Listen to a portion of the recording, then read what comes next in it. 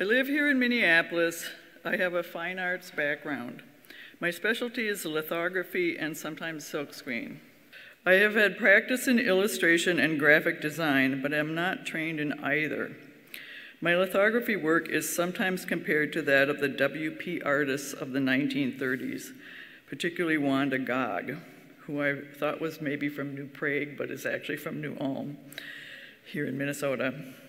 I have a fondness for vintage graphics, tin toys, movie posters, fruit crate labels, wallpapers, printed fabrics, and pictorial maps. In the mid-90s, I was fascinated with vintage souvenir dish towel maps, and I thought it would be interesting to do something a little more unusual with the concept. All right, let's see if this works. This is a vintage cactus cloth Minnesota tablecloth.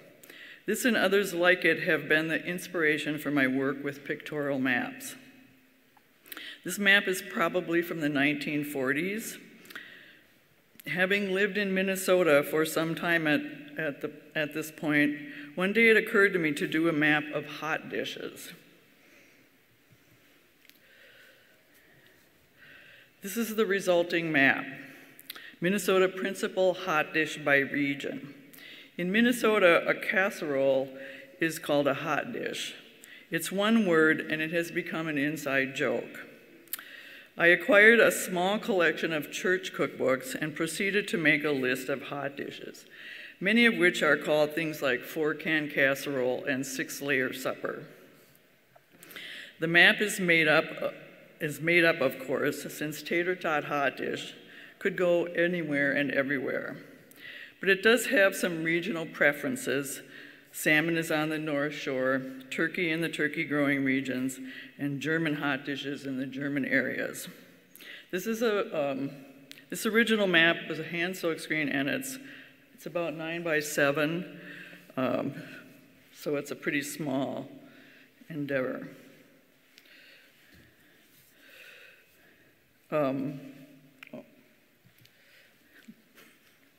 This really dates me. This map was pre-computer for me, having been created in 1997.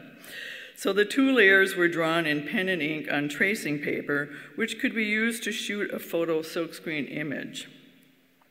The map is printed on a marbled green paper. I entered this image in the Minnesota State Fair Fine Art Competition, where it was a very popular piece. Someone suggested I do t-shirts, so that was my first project using the map. As the hot dish map idea was based on a dish towel, it was an obvious choice to turn it into an actual dish towel.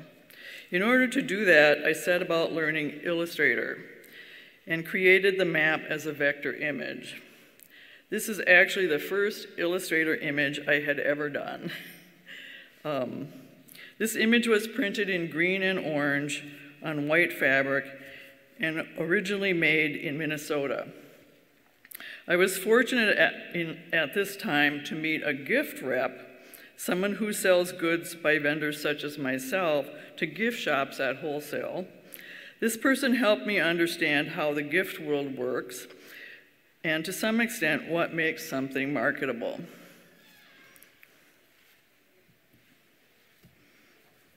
This is the final and current version of the hot dish map, redesigned in Illustrator in 3 colors, along with a photo of the actual dish towel.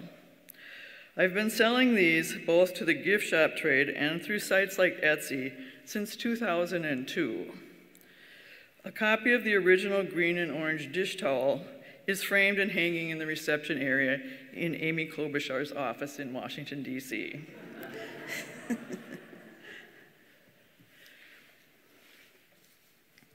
Here is the breakdown of the hot dish image into its color layers.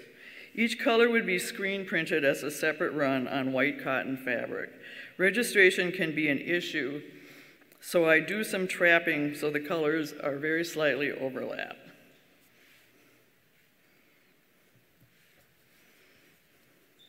After I designed the hot dish towel, I first produced it in the US and did the wholesaling myself. This involves sourcing, receiving goods, storing and fulfilling orders for shops. It also involves working with reps, providing samples and catalogs, attending gift shows, and continuing to create new products over time. Here are a few of the products I have designed using this same hot dish map. It's a stoneware casserole that is shaped like Minnesota with the hot dish map in the bottom in a box that I designed, a melamine tray, the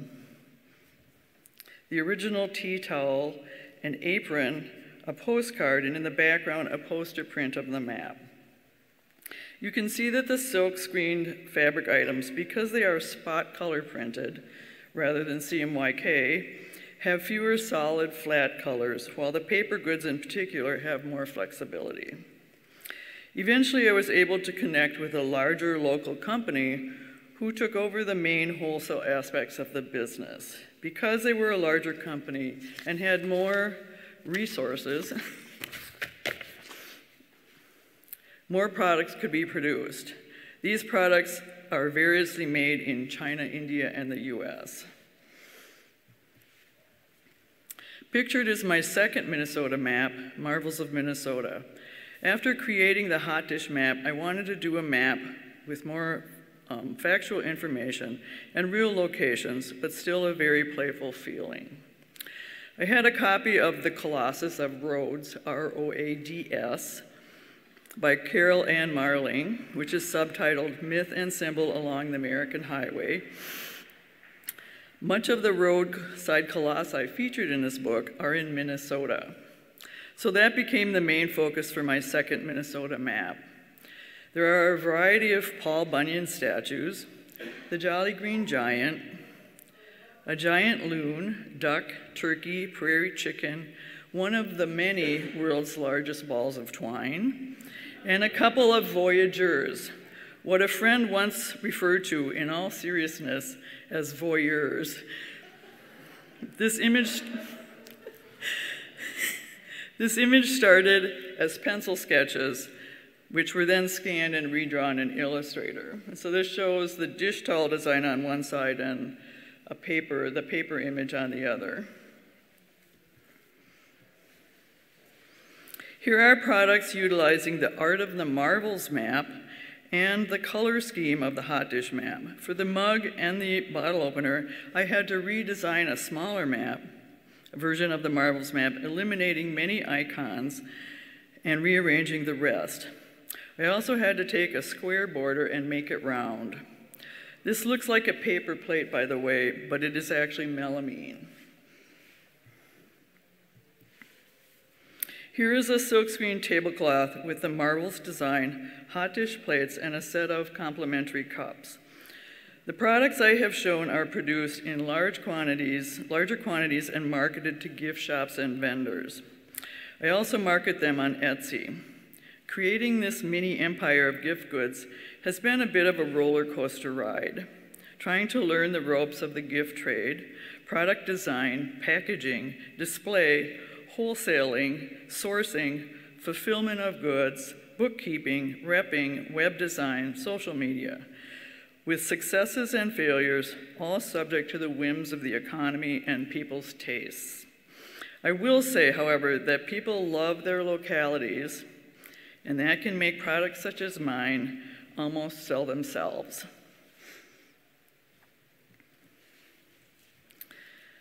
This is one of the maps that is in the map gallery.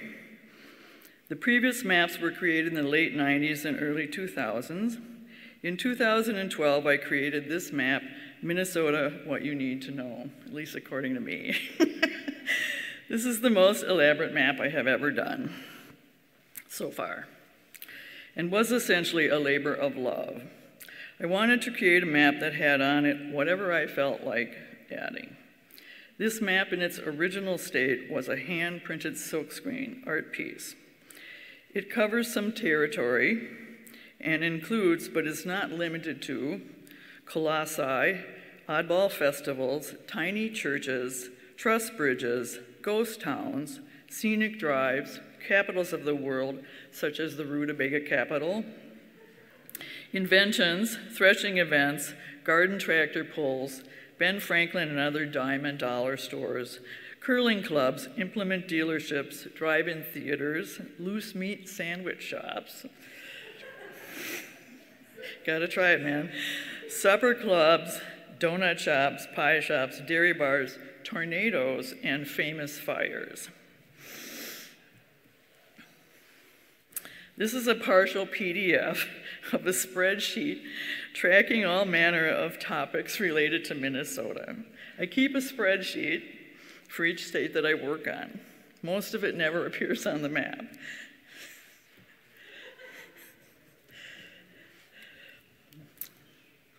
If you look at the map, do I have the right one here? If you look at the map, you can see the symbols which represent the various listings. Tornadoes are indicated with a small tornado, usually a year and its severity scale. And they're kind of down in the lower, a lot of them are in the lower right, left-hand side. Red lines indicate scenic drives. The various icons are peppered throughout. Ghost towns are, well, ghostly. There's a ghost town just south of St. Paul called Lilydale, which is Lower Lilydale. You can see it in light green. This map, unlike the previous two maps I created, was done in Photoshop in color layers. Here are two sketches for the What You Need to Know map done on vellum. So this was a huge project. It would have been started out by, these are sketches for it, but I would have drawn in pen and ink the main map, scanned it, and then cleaned it up and added the color, other layers after that, all in Photoshop.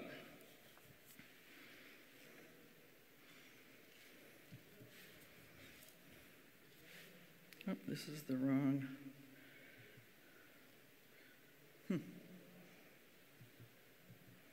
Here.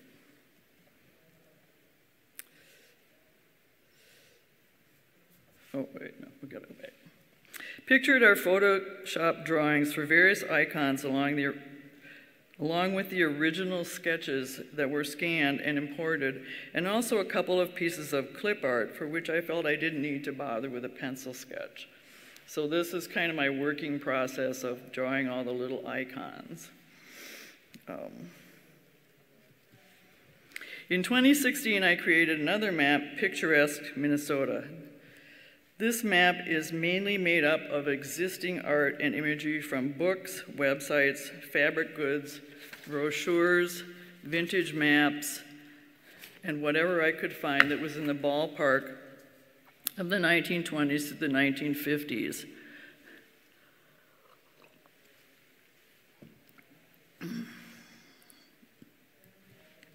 Here is an example of the original source material on the right, which in this case happens to be the tablecloth which I first pictured, and its placement on the map, which was the state emblem at the on the right side of the finished map.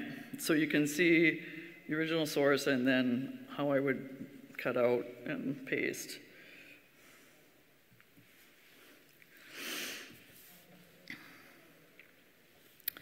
Here's a close-up of the map. You can see that the characters have a certain vintage style to them. All of the characters were isolated from their original settings. Many had to have some Photoshop work to remove background distractions or adjust brightness, and all have a soft edge so they blend in better with the background. So this, here you see the breakdown of layers in Photoshop for this map. On the right is the background, which was originally a scanned steel engraving from an adventure book of the Victorian era, and I think this is Niagara Falls probably, which isn't Minnesotan, but it's behind everything, so it doesn't really matter. It is decidedly not Minnesotan, blah, blah, blah. The image has been toned and is scaled larger than the original. The second background, the state background, next to it is an even more primordial scene, but again, doesn't matter because it's only filler. The background for the Twin Cities, which is the circle there, and then the banner at the bottom, are just lighter versions of the other background map that slot right over the top of them. So they look lightened, but they're actually a different file. Let's see. I increased the size of the icons in this image layer a bit so you can better see the individual components. The top layer, shown upper left, includes the town names. These were extracted directly from the What You Need to Know map, as was the general state shape and layout. So at this point, because I've done a few maps, I'm starting to incorporate bits and pieces from my past work.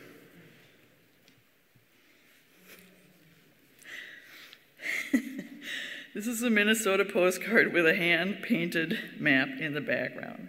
I scanned the map and modified it by lightening it so that text would stand out more. This is a version of a classic style of mid-century postcard called the busy person postcard. You check off your preferences and mail the card. The card starts with Dear Mom or Other.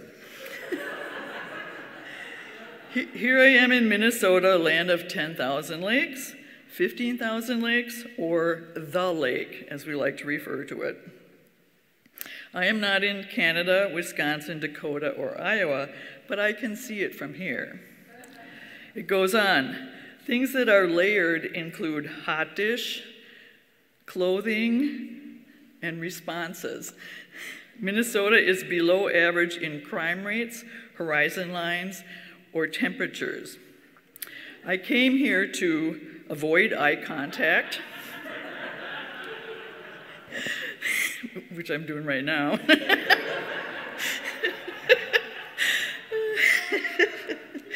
Straight answers, or that single season thing. If I could change one thing about Minnesota, it would be the climate, the location, the climate and the location. I am completely satisfied. And it goes on from there. So this is the kind of thing where you have to live somewhere for a while in order to pull this off. Anyway. After designing the two Minnesota maps, Marbles and Hot Dish, I started branching out into other states, starting with Wisconsin, my home state.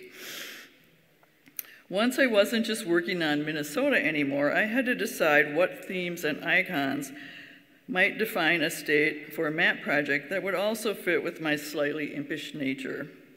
In general, I always consider and use roadside colossi and other touristic types of attractions, and often for cities, I use the most commonly depicted icons. In the case of Wisconsin, that includes the Capitol building in Madison and a reference to beer in Milwaukee. Aside from that, it's what makes a state unique or interesting. For each state, it has proven to be a different combination of themes. Wisconsin has fewer roadside attractions than Minnesota, but a healthy quantity of outsider art, outdoor art-worthy constructions by untrained artists. In Wisconsin, this includes Prairie Moon along the Mississippi, the Clatt tiny houses near Milwaukee, House on the Rock, sort of fits that genre, Jurassic Park, in Marshfield, the Dickeyville Grotto, and probably the most famous concrete park in Phillips, Wisconsin. If you have never been there, you've never seen Ben-Hur in concrete or the world's most impressive barbecue grill, along with angels and an assortment of biblical themes. The creator of Concrete Park owned a bar which only served one kind of beer. So his early work only had one kind of broken glass in it. A lot of the preservation of outsider art in Wisconsin is owed to the Kohler Art Center in Sheboygan, Kohler being the bathroom fixture people. Wisconsin also has its own world's largest ball of twine. Texas was my next project. I was actually asked to design Texas by a gift sales rep. Texas had far fewer roadside attractions, but so much more history, including famous people and a lot of famous musicians. For the background on the Texas maps, I modified a bandana pattern, taking it down to one color rather than two, and adjusting it to fit a variety of shapes, which you can see here. Included in the border, in the upper right-hand corner, is a depiction of the moon landing, in which, if you'll recall, they say Houston.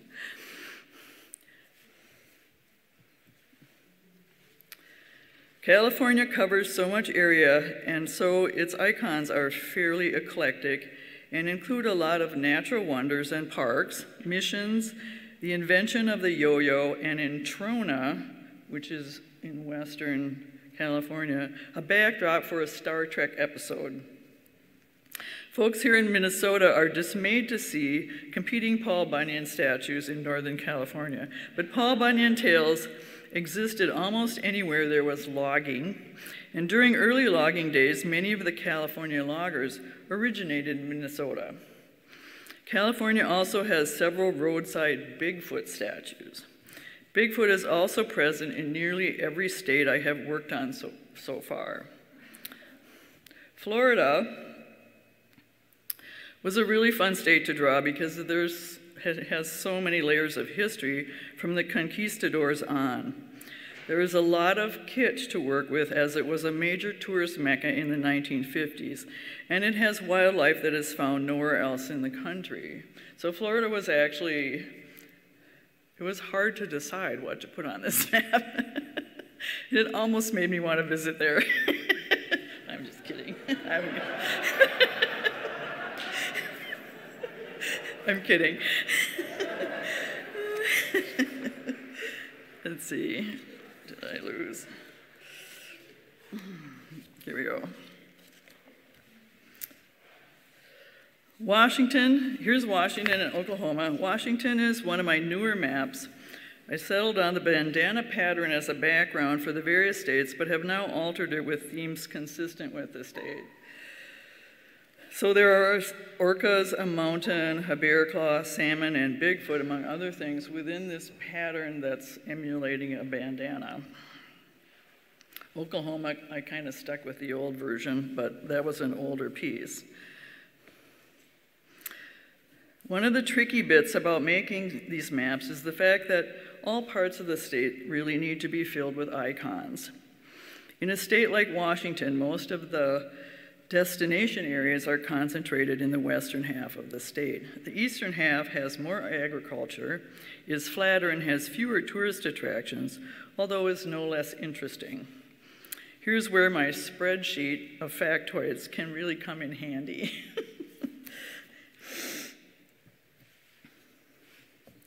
Colorado is my newest map. Again, I use the bandana concept in the background. The border around Colorado is a banner of the 58 14ers, all of the mountains in Colorado above 1,400 feet. Tennessee has a different background. I emulated a handmade quilt for Tennessee. Those are all the various states that I've designed so far. And people ask me if I've done them all, and I'm like, 1 minute? Okay, I just want to talk about, this is an art map. This is from a small set of art projects rather than for the gift trade. This map is called a map of some sort. After I had done a number of state maps, my interest in just purely the concepts of mapping became piqued. I started this map with a list of words and phrases that have seem related to geographic or map content. Thus, the map contains borderline personality disorder, dimly lit recesses, countless trivialities, jumping off point, scenery overlooked, pinnacles of success, the road to hell, and hell on wheels. So this is a completely fantastical land of nowhere that's all about wordplay. Do I have time for one more? Yes. Nothing but nothing, and I have nothing to say about this, no. So this map is a map of all things nothing. So it has money from Nigeria, AT&T customer service, neither here nor there, featureless landscape, time just standing there, road to nowhere, going nowhere, bridge out. It has the famous, in the upper left, the famous Ce n'est pas un pipe, which is a famous French painting. This is not a pipe.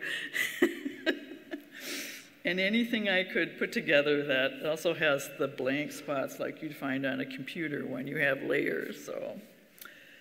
So these are part of these are art projects rather than products that I would promote to gift shops, but they're for me, and they're like wordplay and having fun with the concept of maps. And that's it.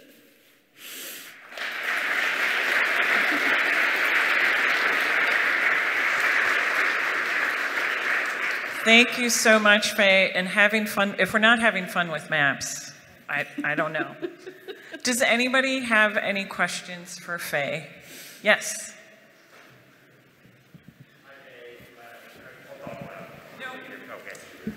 Hi.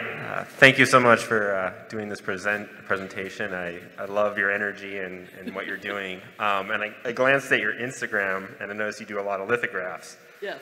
And so everyone please check this out, specifically how aliens avoid detection. So my question is, it's a quick multi-part question. Have you ever done a map in lithography?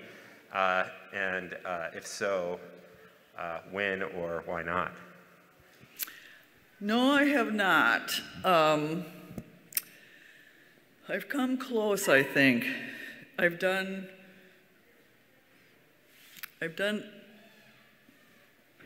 things that are kind of related but not maps, but I guess I think of maps, I think of the graphics more as the look which I end up with is like the silkscreen look, and I tend to think of them that way as these little icons, and so I have not, but it's a good question and I will think about it. Because it would be a very different looking map. It could be the map of the underworld or something, because most of my lithographs are pretty dark. Does that answer? Any other questions? Oh, sorry. Hi, Faye. What's your favorite hot dish? That's an excellent question. Can you have a favorite? Well, we were just talking about tater tot hot dish and what it is. Does everybody know what it is? It's a layer of hamburger. It's a layer of vegetable. My aunt used to use cans of veg-all. And then you pour some cream of mushroom soup over it, and then you layer tater tots on it. And then if you want, you can add cheese. Cheese, it's debatable, and all parts of it are debatable. You could do any meat you want, really. You could do actual vegetables. You could make your own gravy. I mean, my personally favorite casserole is an Italian casserole that I make, but they're a hot dish, so. That would be a hot dish buffet. That would be awesome. Does anybody else have any questions? Raise your hand high if you have any questions. Oh, that was just waving at people. Awesome. Okay. Is there a state you wouldn't want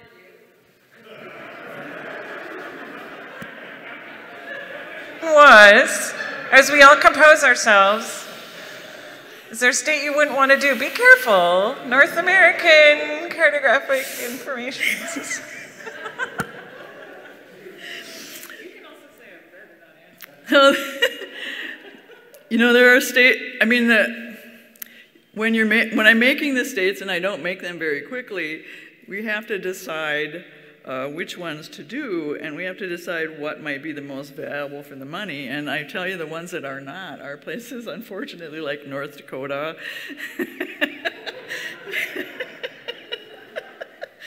Where there's just not enough population. Michigan would be hard because I make a casserole shaped like the state, and you would have to have chip and dip.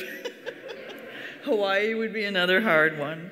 I did Colorado, but that shape is kind of boring, really. There are states I'd love to do. My mother was from Maine. I'd love to do Maine.